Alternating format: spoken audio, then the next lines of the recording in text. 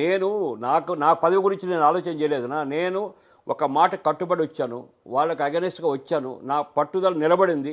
అదొకటి చాలు నాకు. పట్టుదల కావచ్చు, పార్టీకి ఇచ్చిన కమిట్మెంట్ కావచ్చు, ఏదైతేనేమి మీరు నిలబెట్టుకున్నారు. అదొకటి చాలు నాకు. పదవి మీద వ్యామోహం కాదు నాకు. నాకు పదవి మీద వ్యామోహం కాదు. వాళ్ళు ఎంత ఎదుగుతూ ఉంటే అంత సంతోషపడే వ్యక్తులు మా ఫ్యామిలీ మొత్తం కూడా. మేము వాళ్ళు తక్కువ అంచనా వేసి చేయమన్నాను, జీవితంలో చేయమని. మీరు ఇంత పాజిటివ్గా పోతున్నారు, నియోజకవర్గ అభివృద్ధి కోసము ఒక ప్లానింగ్ పెట్టుకున్నారు, ఓకేనా? అవి ఉన్నా కూడా ఎందుకు రైల్వే కోడూరులో కుటుంబ పాలన మొత్తంగా ఆ కుటుంబందే పెత్తనము అది ఇదని ఎందుకు రాస్తున్నారు పత్రికల్లో, మ్యాగజైన్లలో ఎందుకు రాస్తున్నారు? ఎవరున్నారు వెనకలంటారు? అది నేను చెప్తాను, కొంత సమయం కావాలి నాకు.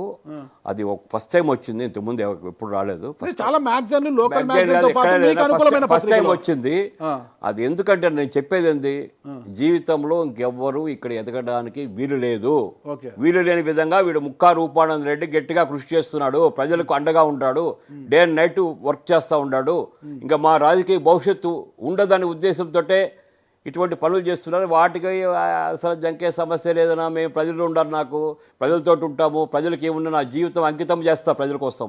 నాకు ఎవ్వరు లీడర్స్ వాళ్ళు వీళ్ళు అది బెదిరించడము చేయడము, ఈ లెటర్ రాయించడము జరిగితే భయపడే సమస్య లేదు. నేను డైరెక్ట్ ప్రజలతో ఉంటా, ప్రజలకు ఏమి కావాలని ఇస్తా, నా శక్తి ఉన్న కాడికి నేను హెల్ప్ చేస్తాను. నేను సంపాదించిన 10% 20% వాళ్ళ కోసం హెల్ప్ చేస్తా. అంతేగాని నేను ఎవరో లీడరు రాయించినాడు ఇంకొక లీడర్ కోసమో నేను భయపడే సమస్య లేదు.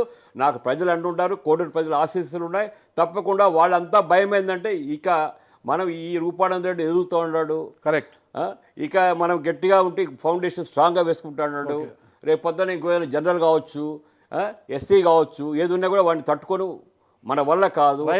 రూపానంద రెడ్డి అడ్డాన్ని రాకుండా చేయాలి, బురద చల్లాలనే ఉద్దేశంతో ఇటువంటి చేస్తే అన్న తాడాకి చప్పట్లకి ఎవరన్నా భయపడతారన్న.